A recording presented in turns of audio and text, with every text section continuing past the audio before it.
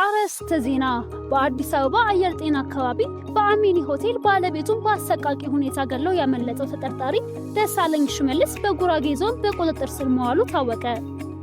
በኮንጎ ዲሞክራቲክ ሪፐብሊክ እና በዩጋንዳ የተቀሰቀሰው የኢቦላ ወረርሽኝ ስጋት ቢሆንም ዓለም አቀፍ ወረርሽኝ ሊባል የሚችልበት ደረጃ ላይ እንዳልደረሰ የዓለም የጤና ድርጅት አስታወቀ።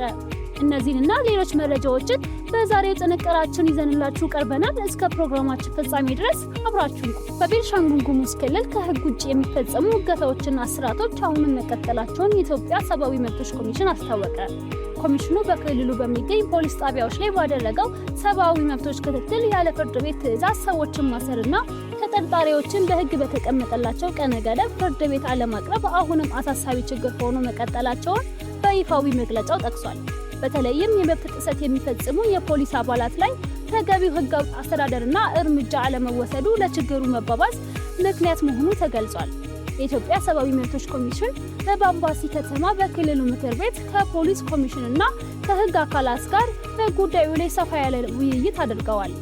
በጥንካሬ ከተነሱ ጥቂት በጎ ጅማሬዎች መካከል የቤተሰብ ጉብኝት መሻሻል፣ የተወሰኑ ማቆያዎች ማስፋፋት ስራና ለተጠርጣሪዎች የምግብ ባጀት መያዝ ይገኙበታል። የኮሚሽኑ ክልላዊ ዳይሬክተር አቶ በጋሻው በክልሉ የተጠርጣሪዎች አያያዝ ሙሉ በሙሉ ሰብአዊ መብትን ያከበረ እንዲሆን ሁሉ ባለድርሻ አካላት በቅንጅት እንዲሰሩ አሳስበዋል።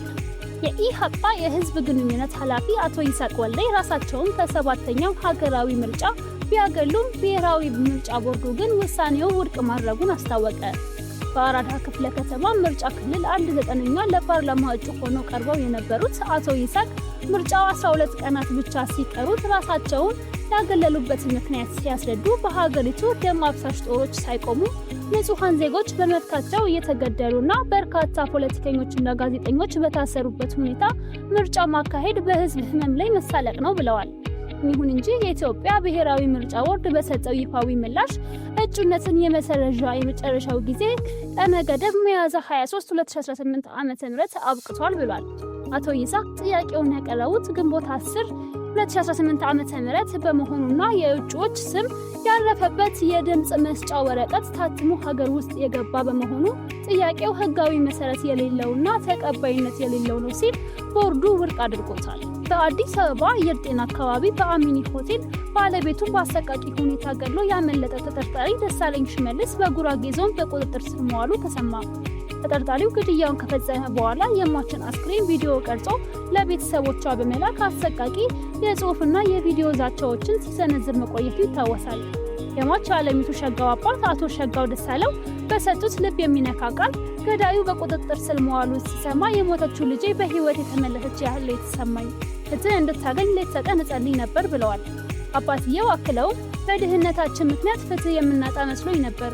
ነገር ግን መላው የኢትዮጵያ ህዝብና ሚዲያ ድምጽ ስለሆነን መንግስትም ስላዳመጠን አመሰግናለሁ በማለት ለልጃቸውና ለቀረው የ3 ዓመት የልጅ ልጃቸው ፍጹም የሆነ ህግ እንዲሰጥ በእንባ ጠይቀዋል። በኢትዮጵያ ህገወጥ የትንባሆ ምርትና ንግድን በዘላቂነት ለመከላከል የተዘጋጀው ብሔራዊ የእርቅ ስምምነት ሰነድ እንዲጸድቅ ለውጭ ጉዳይ ሚኒስቴር ተመራ።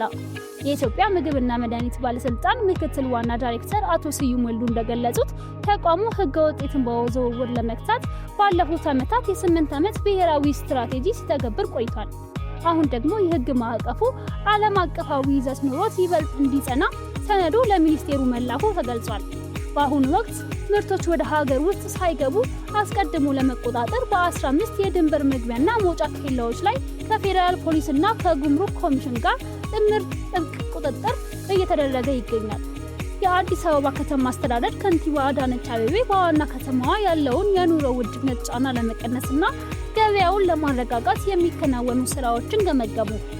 ከንቲባዋ በማህበራዊ ትስስር ገጻቸው ባስተላለፉት መልእክት ከክፍለ ከተማ ከሴክተርና ከወረዳ አመራሮች ጋር በመሆን የአገልግሎት አሰጣጥን ማሻሻል፣ የኑሮ ውድነትን ማቃለልና የገበያ ስርዓቱን ማረጋጋት በሚቻልባቸው መፍትሄዎች ላይ ሰፊና ጥልቅ ግምገማ ማድረጋቸውን ይፋ አድርገዋል። ወደ ዓለም አቀፍ ዜናዎቻችን ስንሻገር የሩሲያው ፕሬዝዳንት ቭላዲሚር ፑቲን እና የቻይናው አቻቸው ሺ ጂንፒንግ በሁለትዮሽና በዓለም አቀፍ ጉዳዮች ላይ ያተኮረ ስትራቴጂካዊ ውይይት አካሄዱ። ፕሬዝዳንቱ ፑቲን በውይይቱ ወቅት የሞስኮና የቤጂንግ ግንኙነት በታሪክ ታይቶ በማይታወቅ መልኩ እጅግ በከፍተኛ ደረጃ ላይ መድረሱን ገልጸዋል። ይህ የሁለቱ ሀያላን ሀገራት ጥምረት ለዓለም አቀፍ ፖለቲካ መረጋጋት ሚናው የጎላ መሆኑን የጠቀሱት ፑቲን ግንኙነቱን በአዲስ የትብብር መንፈስ ይበልጥ ለማጠናከር ፍላጎት እንዳላቸው አረጋግጠዋል። በተለይም ሩሲያ ወደ ቻይና አዲስና መጠኑ ሰፊ ከፍተኛ የሆነ የተፈጥሮ ጋዝ ማስተላለፊያ መስመር ለመዘርጋት ማቀዷን ፕሬዝዳንቱ ይፋ አድርገዋል። በቢቢሲ ዘገባ መሰረት መሪዎቹ በዓለም አቀፍ የፖለቲካ ምህዳር በጋራ ለመስራት የሚያስችላቸውን አዲስ ስምምነት መፈራረማቸውን ገልጸዋል። ፑቲን ፕሬዝዳንት ሺ ጂንፒንግ በሚቀጥለው የፈረንጆቹ ዓመት በሩሲያ ይፋዊ የሥራ ጉብኝት እንዲያደርጉ ግብዣ አቅርበውላቸዋል። በሱዳን እየተካሄደ ባለው አውዳሚ የእርስ በእርስ ጦርነት ምክንያት እስካሁን የ$3 ቢሊዮን የሚገመት የኤሌክትሪክ መሰረተ ልማት ሙሉ በሙሉ መውደሙ ተነገረ። የተባበሩት መንግስታት የልማት ፕሮግራም ባወጣው ይፋዊ መግለጫ መሰረት የሀገሪቱ ብሔራዊ የኃይል ማመንጫ ጣቢያዎችና ማስተላለፊያ መስመሮች በጦርነቱ በመጋየታቸው ፋብሪካዎች፣ ተቋማት፣ መኖሪያ ቤቶች በከፍተኛ ሁኔታ ተጎድተዋል። በዚህ ምክንያት ዜጎች እንደ አማራጭ የሶላር ኃይልን ለመጠቀም እየተገደዱ መሆኑን ተገልጿል። የሱዳን ትሪቡን የድርጅቱ ሪፖርት ዋቢ አድርጎ እንደዘገበው ይህ የኃይል መቋረጥ በሀገሪቱ የኢኮኖሚ እንቅስቃሴ ላይ ከፍተኛ ጫና የፈጠረ ሲሆን በነዳጅ ምርቶች ላይም ያልተጠበቀና ከባድ የዋጋ ጭማሪ እንዲከሰት ምክንያት ሆኗል። በኮንጎ ዲሞክራቲክ ሪፐብሊክ እና በዩጋንዳ የተከሰተው የኢቦላ ወረርሽኝ ስጋት ቢሆንም ዓለም አቀፍ ወረርሽኝ ሊባል የሚችልበት ደረጃ ላይ እንዳልደረሰ የዓለም የጤና ድርጅት አስታወቀ። የድርጅቱ ዋና ዳይሬክተር ዶክተር ቴድሮስ አድሃኖም በሰጡት መግለጫ በዲአር ኮንጎ ምስራቃዊ ክፍል በፍጥነት እየተስፋፋ ባለው በዚህ ወረርሽኝ በቫይረሱ መያዛቸው በላቦራቶሪ ከተረጋገጡት በተጨማሪ ወደ 600 የሚጠጉ ተጠርጣሪዎች መለየታቸው ተገልጿል። እስካሁን ባለው መረጃ በቫይረሱ የሞቱ ሰዎች 139 ደርሰዋል። አሳሳቢው ነገር በአካባቢው የተቀሰቀሰው ወረርሽኝ የቡንዲቡጊዮ ዝርያ የተሰኘው የኢቦላ ቫይረስ አይነት መሆኑ ነው። ይህ ዝርያ ለመጨረሻ ጊዜ በፈረንጆቹ 2007 ዓ.ም የተከሰተ ሲሆን እስካሁን የተፈቀደ የክትባት አይነት ወይም ግልጽ የሆነ የሕክምና መድኃኒት የለውም። በአሁኑ ወቅት የጎረቤት ሀገራት በሽታውን ስርጭት ለመግታት ድንበሮቻቸው ላይ ጥብቅ ፍተሻና የቅድመ ጥንቃቄ መመሪያዎችን በማስተላለፍ ላይ ይገኛሉ። በመጨረሻም ሁለቱም ወገኖች ፍላጎት ካላቸው በዋሽንግተንና በቴሄራን መካከል የሚደረገውን የኒኩለር ድርድር ለማሸማገል ዝግጁ መሆኗን ሩሲያ አስታወቀች። የሩሲያ የውጭ ጉዳይ ሚኒስቴር ሰርጌይ ላቭሮቭ በሰጡት መግለጫ አሜሪካ ለኢራን የኒኩለር መርሃ ግብር አቀረበች የተባለውን አዲስ የስምምነት እቅድ ሩሲያ በይፋ እንዳልተመለከተችው ገልጸዋል። ይሁን እንጂ ሁለቱ ወገኖች ጥያቄ ካቀረቡ ፕሬዝዳንት ቭላዲሚር ፑቲን ለአሜሪካ፣ ለእስራኤልና ለኢራን ተወካዮች እንደገለጹት ሞስኮ ገንቢ የማስታረቅ ሚና ለመጫወት ዝግጁ ናት ብለዋል።